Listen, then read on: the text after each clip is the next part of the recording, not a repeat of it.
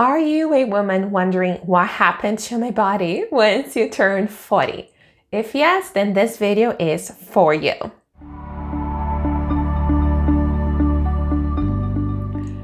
Let's change the weight loss conversation together.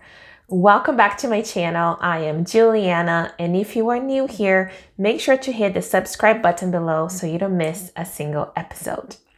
And today we're going to be talking about the changes that happen to women in our bodies as we hit 40 and of course beyond.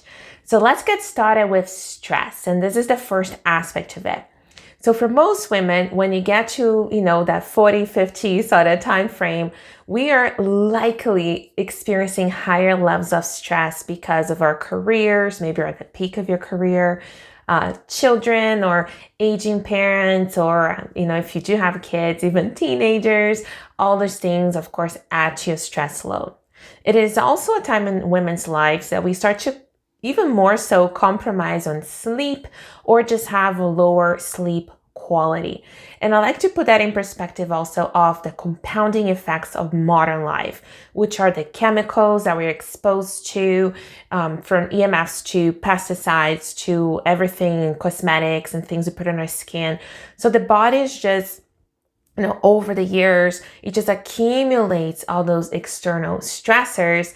So there is a shift between our resilience decreasing and stress compounding and increasing. And one of the things that we see at this time is hormones such as cortisol, the stress hormone, increasing, which a lot of times we perceive that as, belly fat accumulation for women, which most women don't like, as well as a decrease in its sort of counterbalance hormone, DHEA, which is your resilience hormone, that truly starts to decline as early as your 20s. So by the time you get to the 40s, your, resilience to stress is lower than the stress itself, and we start to feel it.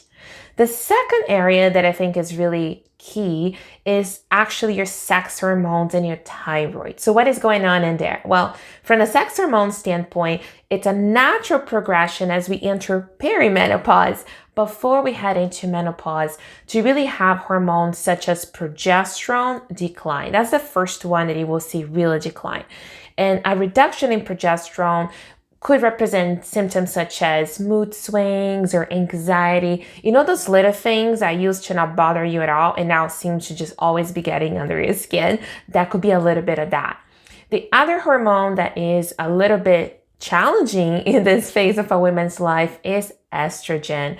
And as much as progesterone goes down, estrogen, especially as you turn 40, can be all over the map. And for some women, quite high, which could also trigger the uterus to have heavier, bleedings. But also later on, estrogen will decline, and that decline can lead to changes in your skin. For example, less elasticity, more wrinkles. So estrogen could be up and down all over the place. And then some women experience things like hot flashes. But of course, that you also have the proportion between it and progesterone. So if that is out of balance, you also have quite a few different symptoms there. And the last hormone in this sort of category would be your thyroid. So as we age, there's a tendency that thyroid function will decline. And things that you see with that declining thyroid function would include such a thing as constipation, hair loss, for some women, continuing to put on weight and very much difficulty losing weight, sleep issues, mood issues, and all sorts of things. So a lot of those symptoms kind of intertwine, but it is all part of your big picture hormonal picture that is changing as you age. So I have a free resource for you, which is my 7 steps to natural hormone balance. And that is like going back to the foundations of hormone balance with actionable things you can do, plus some of my favorite hormone balancing recipes, and it's totally free. So I'm going to make sure to put the link down in the description so you can grab a copy of your guide. Now, the last area that I wanted to talk about today, so we talked about stress and the cumulative effects of modern life. We talked about what are the hormonal changes that are happening in your body, but also the last part of it that is also sort of very important that cannot be forgotten. And I don't feel it's as talked about as the other two.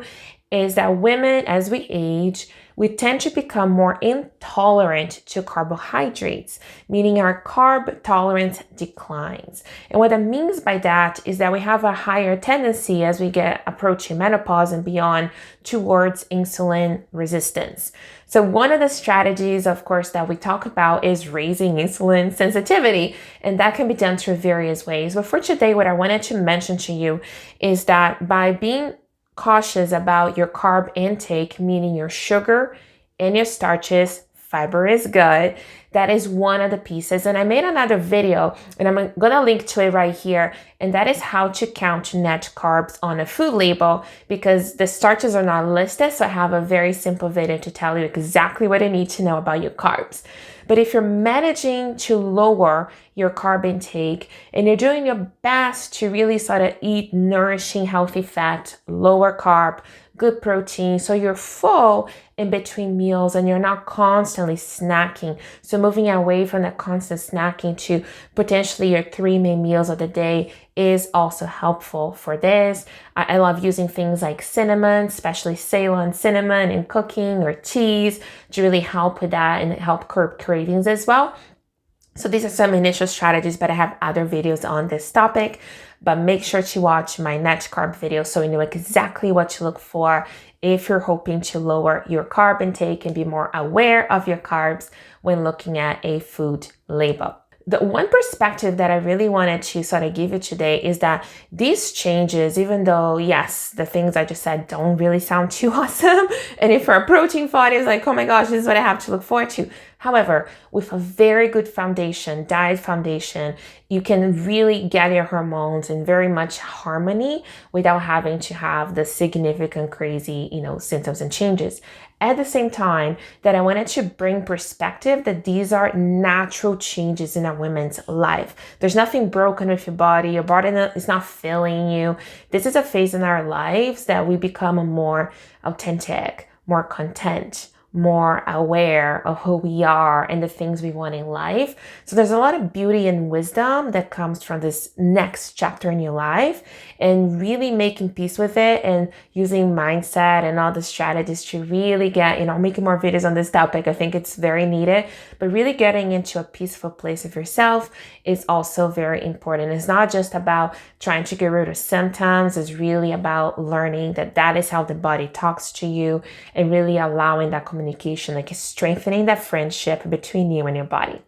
So if you are in a stage now and you're in your 40s or beyond, and you're really looking to get a grip on your hormones and really hoping to balance your body and release excess weight the natural way, I have a very awesome free training for you, and I'm putting the link in the description below as well. And it is called The Missing Key to Weight Release Over 40. And it's specifically designed for women like you, even if you're somebody that have not been able to stick to diets, which is totally fine. So this training will give you the sort of the steps that I take with my clients and myself on a regular basis to achieve the results that you're after. So make sure you get the link below and you register and you get access to the training. And also, I have a question for you. Out of all the things we talked about, when it comes to symptoms after hitting 40 or later, what are the symptoms that you have experienced from, say, constipation, hair loss, skin issues, mood swings, poor sleep, whatever they are, bloating, all those things? Let me know in the comments, and I'll continue to make videos based on your feedback so that I can really create videos or things that you need help with.